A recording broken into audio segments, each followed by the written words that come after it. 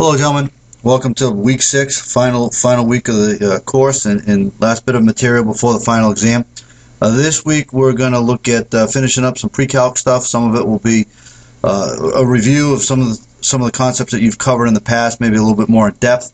And then we're going to touch a little bit on some calculus problems, something known as limits and integration and differentiation. And we're going to look at what they call a tangent line problem and the area problem. It's just so you give you a little bit of a taste of what you're going to get into in the fall, and hopefully give you a good start to the first few weeks of calculus when you get that started.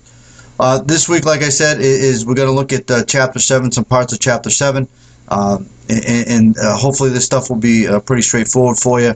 But the purpose of this video is to look at substitution. We're going to look at substitution method, solving some equations, and then we'll actually look at doing it out by hand, and then we'll actually do it graphically, and I'll show you how to do it on your calculator. Okay, so make sure you have your calculators available so that when I do the calculator stuff that you guys can do it with me, and also make sure you're pausing the video so as we're going through these practice problems that you're getting the hang of it. Okay, so let's get started. Let's look at the substitution method. Method of substitution is basically if we have a system of equations, we want to solve one of the equations for one variable in terms of the other. And then what we will do, the name substitution comes from the fact that then we're going to substitute that expression that we found in the first step into the other equation. Once we do that, we're going to end up with an equation, just one unknown. And then what we can do is solve for that one unknown and do what we call back substitute to find that variable that we solved for in step 1. Okay, sounds confusing, but it really isn't. We're going to look at some systems with just two equations and two unknowns, which should make some sense to you. Okay, so let's do some examples. The best way to see things. I have two systems. I have one system here with two unknowns, x and y, and I want to solve by the method of substitution. So if x minus y equals -4 and x plus 2y equals 5. So the method says take one of these equations and solve it for the other one. The simplest one here would be to solve the first equation, equation 1 here, for x.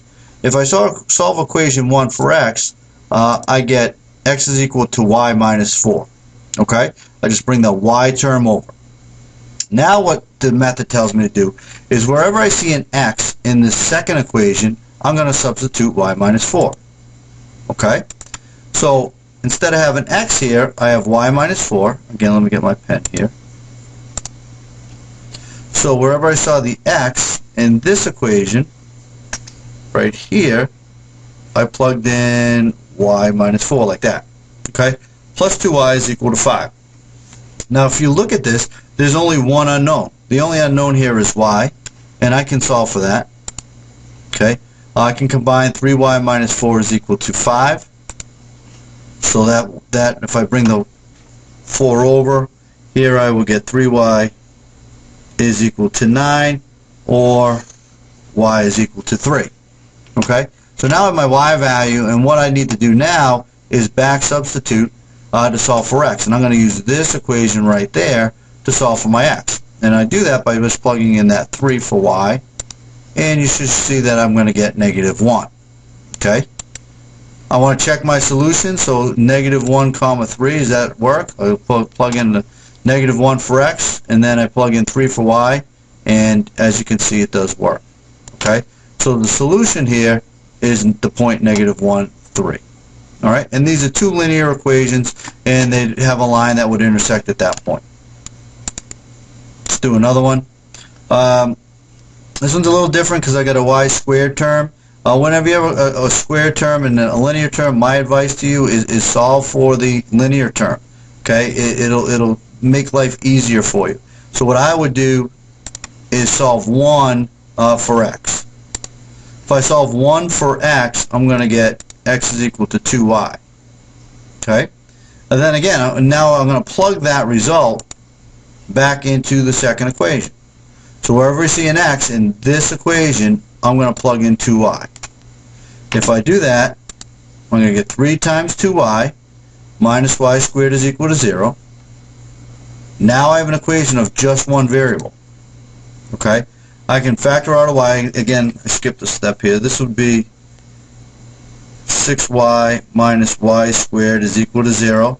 I'd factor that y out, and I get 6 minus y. And as you can see, I have two results here. You should see that y is equal to 0, set this term equal to 0, or y is equal to 6, that term equal to 0. Okay? Then I have to back substitute again, and I will see that plugging back in, I'll get x is equal to 0 when I plug y is equal to 0, or x is equal to 12 when I plug y is equal to 6. Okay? Then I want to make sure my results work. So if I plug in the point 0, 0, you should easily see that that works.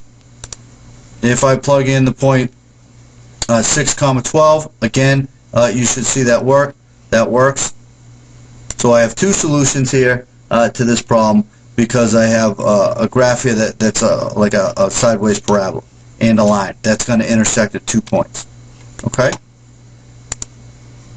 I want to solve this one graphically, and this is one I'm going to show you how to do on your calculator. To do that on your calculator, you want to get you should first note that these are both linear equations, and so what I want to do is get this in a y equals mx plus b form. So I can easily do that by solving each equation for y. Again, you guys should pause this video, make sure you can do that. And I get these two equations right here. Okay? And remember these because now we're going to use these and plug them into our calculator. So let's do that now. Right there. And so what I did is I plugged in that equation, x plus 1, all divided by 2, and x minus 2. Those were the two equations that you need to plug in. My window here is 0 to 16 and negative 10 to 15. You can use the standard window here. I just did this because we're going to do another problem in a minute, and it sort of works for both. But once I graph both of those lines, this is what I get. All right, and you can see that there's an intersection point there, and that's what we're looking for. All right, that's the solution to both of those equations. So to find that point, I can use second calc. I can use the intersect function right there, number 5. And what it asks me to do is I want to move along the curve and get to a point that's close to that intersection point on curve 1 first, then on the second curve, and then they ask me for a guess. Just hit enter again, and we should find that the intersection point is 5, 3. Okay, so that's how I would do it. Whoops, let's go back there. That's how I would do that with my calculator. Okay, I get the graph that looks like that. I'm looking for the intersection point, and we saw that it was the 0.53. Okay, hopefully that makes sense. And now I would have to plug back and make sure that those 2 points work. If I plugged in 5 here, I get negative 5 plus 6 is equal to 1, and that is obviously true. Okay, let's look at another one, a little bit more complicated. This one has a y squared term in it, and so we have to look, again, we need to be able to plug it into our calculator, so we want to solve both of these equations for y. And you see that this first one, again, you have to be a little bit careful. If we're looking at this first one right here, I would get y squared is equal to 4x minus 11. Then I got to take the square root of both sides, and that's why I have the plus or minus. And when I plug this into the calculator, I need to put in, this is two different equations. One is going to be square root of 4x minus 11. That will give me the positive values. And then I have to do another function to give me the negative one. Okay, and I'll show you how to do that. If I solve the second one for y, you should see that I'm going to get y is equal to x minus 1 over half. Okay, again, make sure you see that. Make sure you're pausing the videos and make sure you understand it. If I look at this now, I go back, I'm going to shut those off.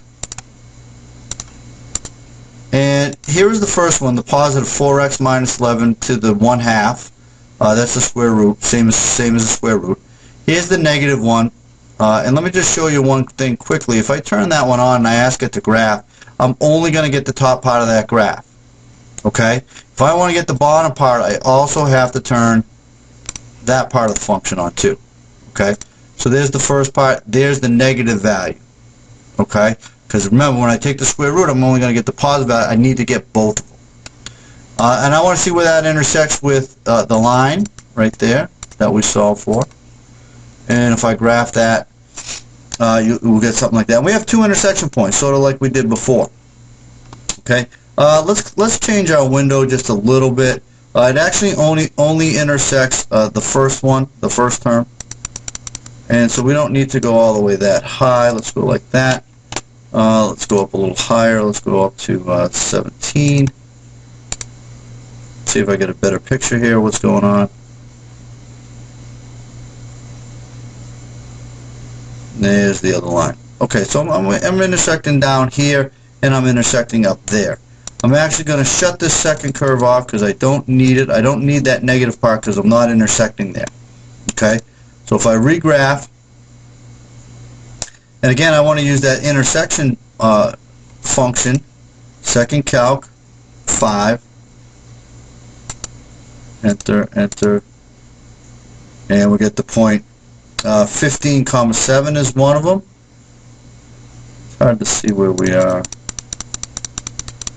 We're on the top curve, and let's try, there we go.